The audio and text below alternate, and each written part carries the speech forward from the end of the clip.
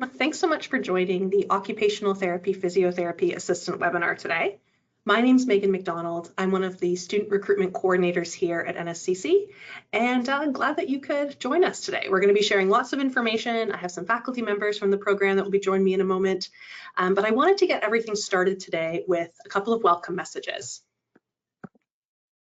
So first off, I'd like to welcome everyone and acknowledge that NSCC is located in Mi'kma'ki, the unceded territory and traditional homeland of the Mi'kmaq Nation. Our relationship is based on a series of peace and friendship treaties between the Mi'kmaq Nation and the Crown dating back to 1725. As treaty beneficiaries, we recognize that we're all treaty people. I also have an African Nova Scotian recognition to share. NSCC recognizes the African Nova Scotians as a distinct group who arrived here 400 years ago. From that time on, they've contributed to the infrastructure and economic wealth of the towns and cities they've helped to build, but from which they could not benefit. Let us learn more about our respective communities and how they were shaped by the historical contributions of African Nova Scotians to Mi'kma'ki. So with the webinar today, for everyone who's watching this live, we have your mics off, your cameras are off, we can't see or hear you, but we are eager to answer any questions that you have. And so we've got a question box through the GoToWebinar software. We have a picture of it on the screen here. This is what things look like on your end.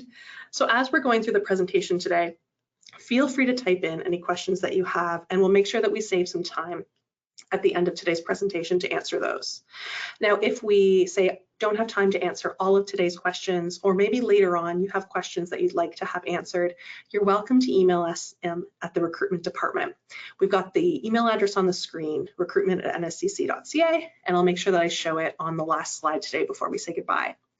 I'll also point out for anyone who's watching recording of this, we are recording today, March 25th, 2024. So the information that we're sharing is accurate as of today's date. But if you're watching this in the future and you wanted to check back about intakes, campus options, things like that, it's always a good idea to double check the NSCC website just in case anything has been updated since the recording was made. The website always has the most up-to-date information. All right, so let's get started. So the program that we're talking about today, Occupational Therapy Physiotherapy Assistant, is offered at 2 campuses. So here's a map of Nova Scotia. We've got our campuses spread out all across the province, but the 2 locations we're speaking about specifically today are the Amherst location and the Lunenburg campus location. So we've got 2 intakes, and we can elaborate a little bit more on this as we go through. But for September 2024, so this fall, we're looking at the Lunenburg campus in Bridgewater being the intake there. And then for September 2025, we're looking at the Cumberland campus, which has classes at the Amherst Learning Center. So this is a program with the 2 campuses. They trade off intakes each year. So this fall, we're looking at Lunenburg. Next fall will be the Amherst location, a part of the Cumberland campus. So depending on the location that you're looking at and when you'd like to begin, you'll be considering those dates and both of those locations. So here are some program details. So kind of nuts and bolts here. We're looking at a 2-year-long program, and the delivery is full-time, it's in person, it's on campus. We've got those 2 campus locations that I mentioned, Lunenburg with the 2024 intake, and then the Cumberland with the 2025 intake. So each campus has an intake every 2nd year. So students, for example, starting at Lunenburg this fall, will take the program for 2 years. When they're getting ready to graduate, that's when we are looking and forecasting for our next intake. So it's always going to be in those 2-year cycles. The credential that you earn is a diploma. And as far as admission requirements go, there are a few things that we're looking for. We're looking for a high school diploma or equivalent. So that could be a high school diploma, it could be the GED test, it could be a test called the TOEFL that we administer for students for free. You need that high school component. We also have the adult learning program at NSCC. If you'd like to come and take that high school diploma with us as a mature learner, that's one section. The additional aspects of those admission requirements include grade 12 academic biology. We also need to see that you've taken grade 12 academic English and an additional academic science, so either chemistry or physics. So we've got those 4 required grade 12 academic courses. If you're looking at the program today and you're feeling interested, but say you've completed high school or equivalent, but you know you don't have all of those credits that you need, the English, the bio, and then the 2 sciences, we have some great upgrading options at NSCC. I'd be happy to share some more information and links for you if you want to send us an email in recruitment. There's lots of pathways and ways to get the credits you need to enter into the program. So I'd like to introduce now our guest faculty presenters. Jackie Lee Chisholm is faculty at Lunenburg campus, and Sean Murphy is faculty at Cumberland campus. Thanks, Jackie Lee and Sean. Welcome. Hello. Hello. Hi. Do you want to take a moment to introduce yourselves, and then we'll hop through to our next bits of program information. I'll let you go first, Sean, since you're seeing much of the program. I get to go first. Oh, great. Sean Murphy, occupational therapist by trade. Spent about 14 years in sector prior to coming to the college.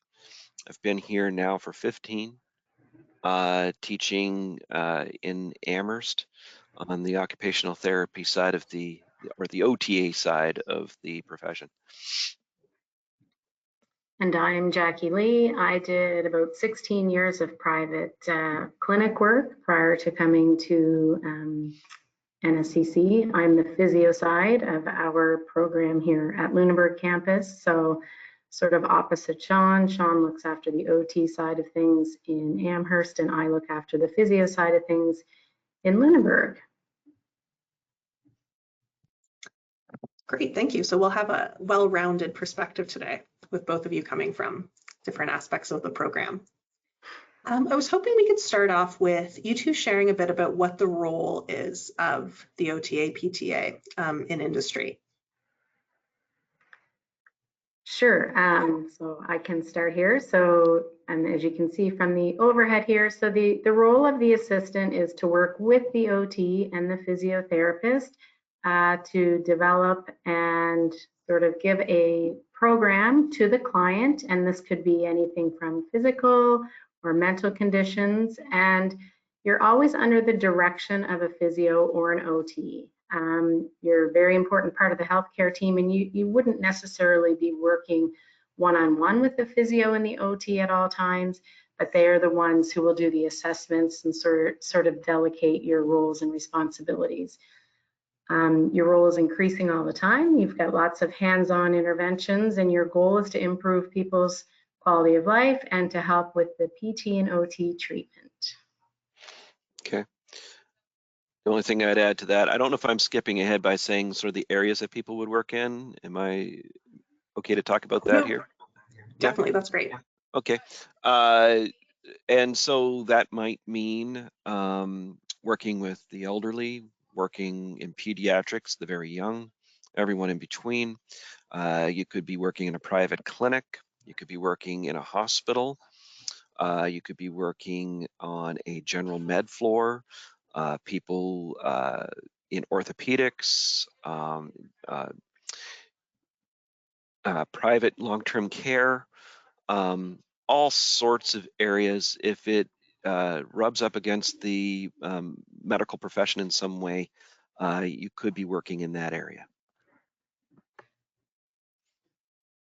Great. So it sounds like a field to get into if you're interested, of course, in working face-to-face with the public. And there are so many different, different clients, different kind of scenarios you'd find yourself in.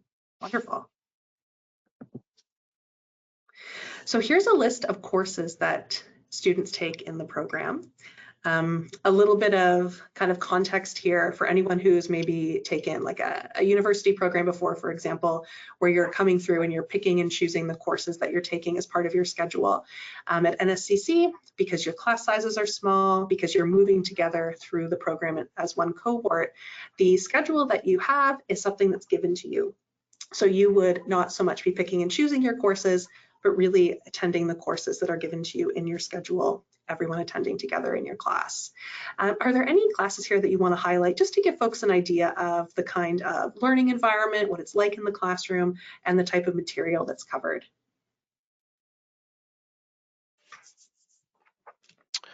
Okay, I guess I'll go first this time.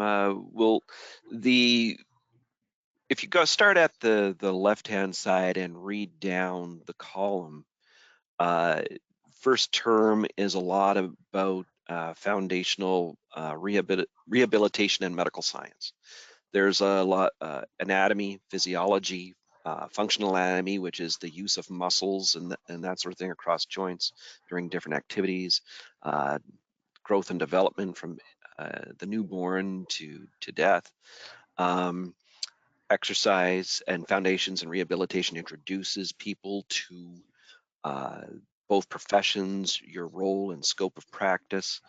And then that's about halfway down. And then in the next term in first year, we start getting more into more application, like enabling occupations is the OT side of things, and how you use occupations for therapeutic effect. There's also movement and mobility, musculoskeletal conditions. You start getting into the real, okay, these are the sorts of things you're going to see. These are the sorts of things you're going to be helping people with. And then, I don't know, you want to talk about second year there, Jackie Lee? Sure, that's a good lead into sort of, if you look at the right column, you're starting to look at more specific conditions involving cardiorespiratory, neurological conditions, and then you start some clinical placements and you do what I think is undeniably one of the favorite courses that everyone loves, which happens to be the physio side of things, is the physical agents in rehabilitation, where you're actually you're setting people up on machines and you're seeing muscles contract, and it's a fun course. Not that there's not a lot of fun courses along the way, but that's where you're really getting to use all these sort of left column descriptors that Sean's already explained. You're getting to use your knowledge of anatomy and physiology to actually see these muscles work in a lab setting. And then you end off your second year with 2 placements. So when you graduate, you actually have 4 placements, which is fantastic. We have one of the most hours, I think, across the country for students when they graduate. So you're ready to go out. Within the program, we also deliver the nonviolent crises intervention, which is something nice to have when you apply to facilities as well. So I think that summarizes, the curriculum content of the program as well as the clinical placements. I know that some healthcare programs at NSCC, they utilize things like mannequin to get folks ready before working with patients in their practicums. Is that something that happens in your program, or maybe students are working on each other? So a little bit of both, I would say. From at least the physio side of things, we definitely have mannequins and bone apparatus and things to help students understand, but certainly they're working with each other. They get comfortable with each other pretty quickly because you're learning to palpate the muscles, you're learning to stretch people. So yeah, you're working directly with your classmates during the 2 years. Yeah, sometimes we get students from other programs to sub in during evaluations and so forth like that as well. But by and large, it's mostly working with your classmates, yeah. And how big would an average class typically be?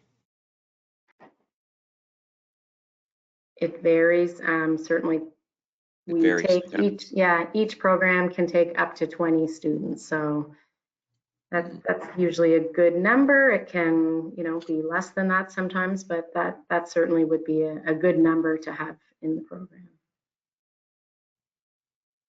That's great. So even if it's a full cohort, it's still a pretty small class. I'm sure everyone gets to know each other really well. Definitely. Oh, yeah.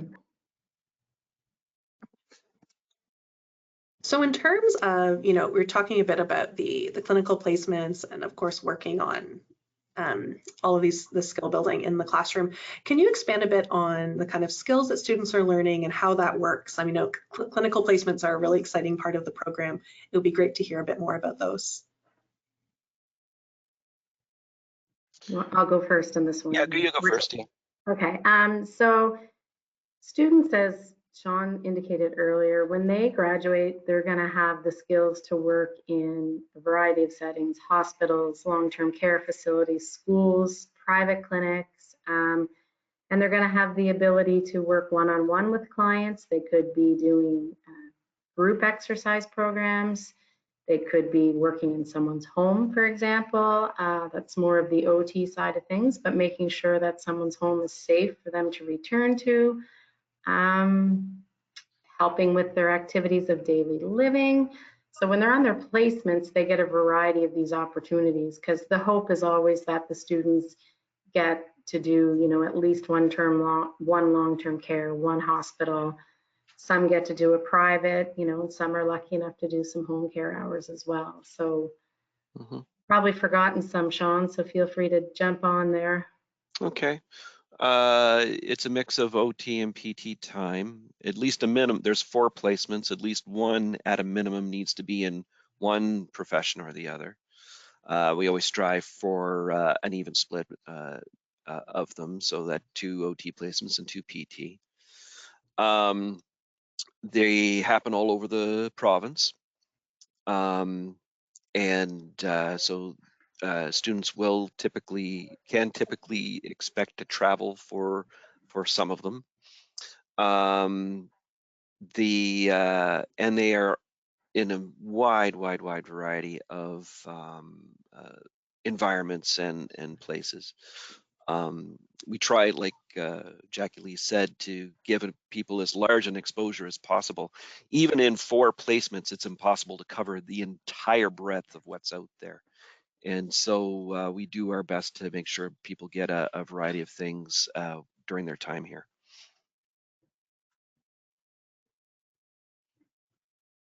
So I know you mentioned that you're, you know, sort of striving for potentially an even balance between the physiotherapy side, the occupational therapy side. With these placements, do you find that when students are moving through and then getting ready to go into industry, are folks really looking for positions where they're able to utilize both of those kind of sides of the work they're doing, or are people really starting to specialize either in the OT or the physiotherapy side? Depends on where you go, really. Yeah, it does. It depends on where. Long-term care facilities are usually a 50-50 split, because they're doing both OT and PT hours, provided the long-term care facilities have an OT and a PT. Private would be more heavily weighted towards PT. I would say mental health placements would be more heavily weighted towards OT. So it really depends on where they get placed. Yeah, and in at the NSHA and the hospital system, it varies widely, really. I mean, 80-20, 50-50, 60-40, depending on, you know, what service they're on, you know, because there's a big difference between being at the rehab on the spinal cord injury unit versus general med in Shelburne, for instance, right? In general med, if you're in a rural placement, most likely you're doing everything. So there's going to be OT and PT in that mix. At the rehab, maybe that mix would change, you know, so yeah. So it sounds like there are job opportunities in rural places, in larger towns, larger cities. Students are heading out all across the province potentially for placements. Do you often see folks are being hired by placement providers? Yes, I mean, I always tell the students your placement is like a job interview. I mean, I have 2 students right now who are doing their second last placements, and they've already been offered work if they want it at their particular placements. And I mean, Nova Scotia Health came and did a recruitment session with our students. I mean, there's lots of jobs there. Maybe not so much centrally in Halifax, but throughout the rest of the province, there's definitely jobs.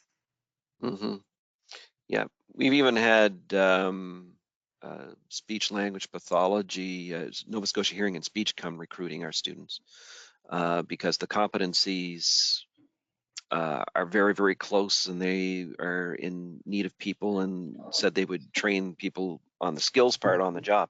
So there's a lot of variety in the places that you could work. That's exciting. Sounds like graduates are in demand. It's nice to hear about all the recruiting that's happening directly on campus. So we mentioned earlier about the admission requirements, so completion of high school equivalent and those 4 required grade 12 level courses. And if you're poking around the website looking at the program page, you're going to see that there are some additional program requirements. Now, these aren't requirements that you need at the time of application. You could apply today without having these ticked off the list, but these are requirements that you'll need to have in place in order to participate in the clinical placements. And my understanding is these are requirements that are really, kind of set forth by industry, and placement partners are wanting to make sure that NSCC students entering into placement opportunities with them have all of these boxes checked. So a few things here, a current criminal record check, as well as a vulnerable sector check. They'll be required for placements. There's also a first aid requirement and a CPR requirement. And then depending on where you're doing your placement, Nova Scotia Health, IWK, there are standard immunizations that are required. So these are great to kind of look at, see what you have, see what you need to get, just so that you make sure, especially in the immunization side, because they can take a bit of time, just to make sure that you'll be able to have them all by the time your placements begin. Sean and Jackie Lee, what kind of point in the school year do students need to make sure that they have all of their bases covered with these requirements? The official word is by the end of October, when they first sign up. Okay, great. And then when does that first clinical placement begin usually? Well, in first year, it's right after, yeah, it's mid-April, yeah. Okay. Great. Is there anything I missed here with program requirements that you wanted to add in? No, the only one I would add would be, I've had a student who just recently did a placement at the IWK, and she was also required to have a child abuse registry clearance. Okay. And those ones especially, because they expire within a period of time. I want to stress to everyone, don't head out today and get a criminal record check. Wait to get a bit more information from admissions after you've been accepted, and they'll request it. And just so that you're not getting anything too early, so it will still be still active when you do that first placement. So student success, we were talking a bit about sometimes students being hired by placement partners, but what kind of info can you share about, where your graduates are ending up and the kinds of things they're doing?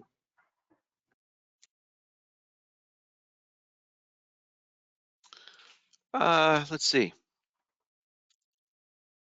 Some go on to other education. Quite a few do that. Some work within Nova Scotia Health. I've had the odd one go into medical equipment sales. I've had the others go on to do OT and PT, later on in university. And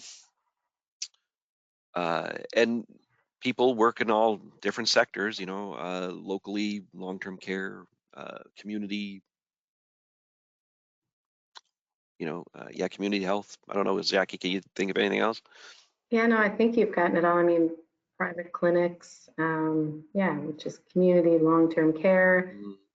I know the schools have been certainly more keen at getting rehab assistants in, working with the mental health side of things with students that need some mental health support. So there's been talk. Now I'm not sure where we are in that process of funding for that, but I guess as Sean and I are saying is that there are so many job opportunities out there, and the spectrum of opportunities seems to be increasing. Because the other advantage that OTAs and PTAs have right now is that there's a huge shortage of PTs and OTs. So at the end of the day, they need rehab support. So. Mm-hmm.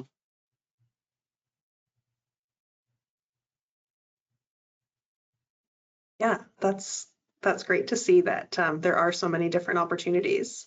If someone is interested and say they really enjoyed maybe those science courses in high school and they're considering this as a pathway, what kind of skills or traits do you see as really valuable and important for folks who are interested in looking at this as a career option? I think one of the most important things is that you have to be comfortable working collaboratively and working with other people, because you're always going to be under the larger scope of physio or occupational therapy. So you're going to be just by that prerequisite working with other people, and ultimately you're going to be working with your clients. So, you know, having a keen interest in science and health is really important, but your ability to interact with other people is huge. Mm-hmm. I would say also, I think those are great points, and I agree completely. I say as well, having, to me, being inquisitive and being brave enough to look for creative solutions. You know, you're never in a situation where things are nicely boxed. And that's why you need the team. That's why you need that collaborative thing, because healthcare is complicated, and so it needs to be approached with care and nuance. And so if you approach it with inquisitiveness and curiosity, and no small amount of diligence and work, then you're a real sort of asset to that kind of environment. Yeah, I agree completely. And I should sort of qualify what I said. Although you're always working with a physio and an OT, it doesn't take away the need, as Sean's saying, for you to be inquisitive and question. And, you know, you can always suggest things to physios and OTs, because, you know, you're fresh out of school with new ideas and new techniques that it's okay to ask about and inquire and learn, because I think OTs and PTs are learning a lot along the way from rehab assistants as well.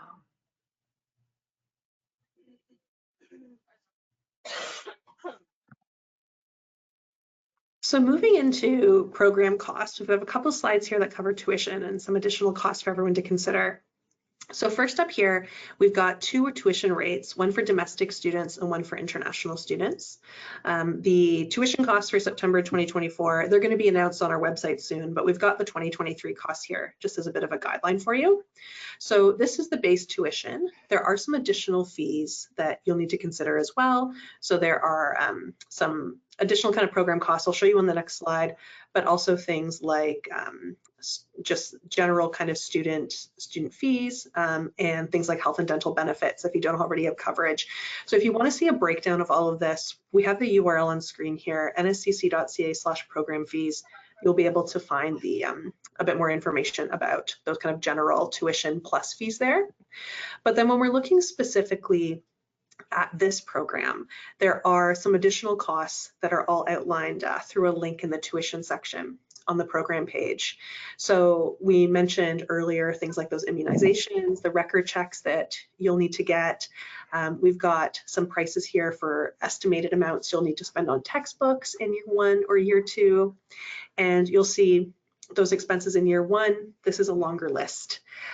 These are estimates. And note that some things like, for example, the computer and accessories, that isn't an amount that is charged to you by NSCC. That's simply an estimate in case you need to go buy a new computer. But if you already have one that will serve you in the program, you don't need to go and buy another one. So these are really just here for your reference. None of these would be part of that overall tuition that you're billed to with NSCC. There's an amount here for placement travel and accommodation. As mentioned earlier, that those placements could take you potentially all across Nova Scotia. So it's a good idea to have a bit of money in your budget there for that travel. Jackie Lee and Sean, is there anything else you'd like to add to the program cost section? Well, looks complete to me. Yeah, it does. All right, sounds good. So thinking a little bit more about those sort of program costs, know that there are tons of supports at NSCC. In addition to things like provincial student loans, you could be looking at our awards opportunities. We have over $3 million that is awarded to students each year. Some of those are scholarships, so they're looking at grades, but many of them aren't looking at grades. They're looking at lived experience, specific programs, specific campuses, or overall financial need. There will be many, many awards that all of you would be eligible for, so I really encourage you to check out awards opportunities. If you're planning to begin a program with us this September, once you have been accepted to a program, you could be potentially, as long as it's you apply early enough, still included in our spring awards that just opened this March. So you're able to apply for awards generally every spring and every fall, right up until you graduate. So lots of opportunities there to get funding, which can be really helpful, of course. There's also some unique opportunities to combine college and university. So in this program in particular, we've got a couple of different articulation agreements that exist. One of them is through University of New Brunswick St. John's, which is a Bachelor of Applied Management. So that's a business degree if you're interested in moving into that direction after graduation. But the one, of course, most closely related with the OT-PT Assistant program would be Bachelor of Health Science at Thompson Rivers University. And I understand, I think you've had at least one grad in the past move through that pathway to Thompson Rivers. Yeah, I have a graduate who's currently going through it and she's really enjoying it. Yeah, so that could be something you could imagine. Yeah, sorry, I didn't mean to interrupt you there. Go for it. She's doing that with the hopes of eventually applying to physio school. Yeah, so that's, I think, exciting to know that this can be a pathway. Should you want to be a physiotherapist, for example, this could be a great way to get some knowledge, get some skills, some work experience, and still, if you'd like to move on to that Bachelor of Health Science afterwards, you certainly could. Sometimes students decide to transfer to university right after graduating from NSCC, whereas others choose to say work for a few years before doing so. So it's nice that there's that flexibility allowed in those transfer agreements. A couple of notes about application deadlines. It's always beneficial at NSCC to apply as soon as you're ready to do so. High school students can actually apply the first day of grade 11. For mature learners, you're able to apply whenever you'd like, of course. If you're a domestic applicant, so you are in Canada, you either have citizenship, permanent residency, or protected person refugee status, you're able to apply at any time. We don't technically have a deadline for you. There's a $40 application fee. For international applicants, we have a deadline each year of April 1st. So if you're thinking of studying beginning in April 2024, we need to have all of your documents, your application completed by April 1st. But if you're thinking about September 2025, then your deadline becomes April 1st, 2025. And there's a $100 application fee there. We're going to review applications in the order that they're completed. So applying as soon as you can, of course, is really helpful. One flag here for anyone who would be considered an international applicant, if you already have a study permit, maybe you have applied or are currently attending another post-secondary in Canada, or if you're a high school student here right now, make sure that you email us your study permit documents. You can send those to documents@nscc.ca. So now